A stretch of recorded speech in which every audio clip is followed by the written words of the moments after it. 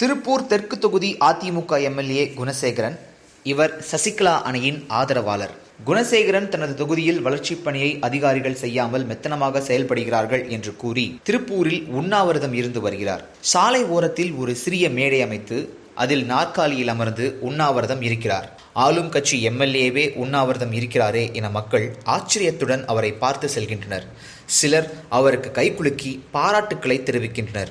இது குறித்து குணசேகரன் கூறுகையில், அதிகாரிகள் என் தொகுதியின் வளர்ச்சிப் பணிகளை செய்யாமல் மெத்தனமாக இருக்கின்றனர். மேலும் நெடுஞ்சாலைத்துறை அதிகாரிகள் ஊருக்குள் டாஸ்மாக் கடையை கட்டாயப்படுத்தி வைக்கின்றனர். மக்களுக்கு டாஸ்மாக் கடையை அவர்கள் பகுதியில் அமைப்பதில் விருப்பம் இல்லை என்றால் ஏன் அதிகாரிகள் கட்டாயப்படுத்தி அங்கு வைக்கின்றனர்? இதை நான் வன்மையாக எதிர்க்கிறேன் என கூறினார். அதிகாரிகள் திருப்பூர் தெற்கு தொகுதியில் பள்ளிக்கூடத்திற்கு புதிய கட்டடம் கட்ட அனுமதிக்காதது, முருகன் கோயிலுக்கு கோபுரம் அமைக்க மறுப்பது, டாஸ்மாக் கடையை கட்டாயப்படுத்தி அமைப்பது உள்ளிட்ட கோரிக்கைகளை வலியுறுத்தி உண்ணாவிரத போராட்டம் நடத்தி வருகின்றார். அம்மா அவர்கள் எங்களுக்கு இட்ட கட்டளை மக்களுக்கு ஓடோடி சென்று உதவிகளை செய்ய வேண்டும் என்பது.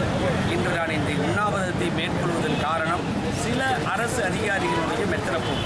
கல்வித்துறையில் பள்ளி கட்டடங்களை நிறைய ஓட்டு கட்டடங்கள் இருக்கிறது. இங்கே இருக்கிற கல்வி அதிகாரி பொதுப்பணித்துறையின் மூலமாக கட்டடம் கட்டுவதற்கு சென்னைக்கே ஃபைல் அனுப்ப மாட்டேங்கிறார்.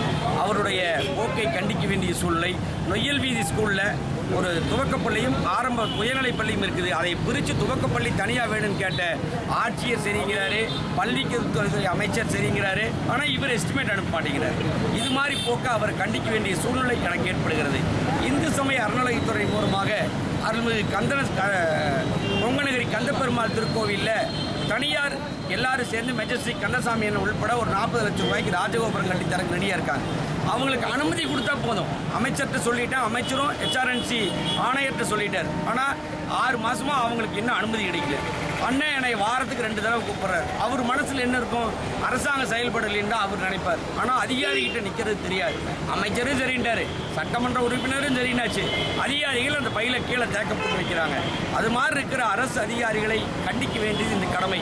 அது எல்லாத்தை விட இன்னைக்கு ஒரு பெரிய பிரச்சனை. மக்கள் எங்கு பார்த்தாலும் தமிழ்நாட்டிலே மதுபான கடைகளை அரசு நெடுஞ்சாலைத்துறையின் மூலமாக எடுக்கப்பட்டிருக்கிற மதுபான கடைகளை மக்கள் நகரப்பகுதிகளில் வேண்டாம் என்று சொல்கிறார்கள்.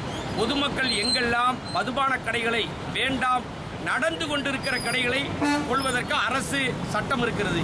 புதியதாக துவங்கப்பட இருக்கக்கூடிய கடைகளை எந்த காரணத்தை கொண்டும் பொதுமக்கள் வேண்டாம் என்று சொல்கிற இடத்தில் மதுபான கடைகளை அமைக்கக்கூடாது என்பதை இந்த நேரத்தில் திடமாக சொல்கிறேன்.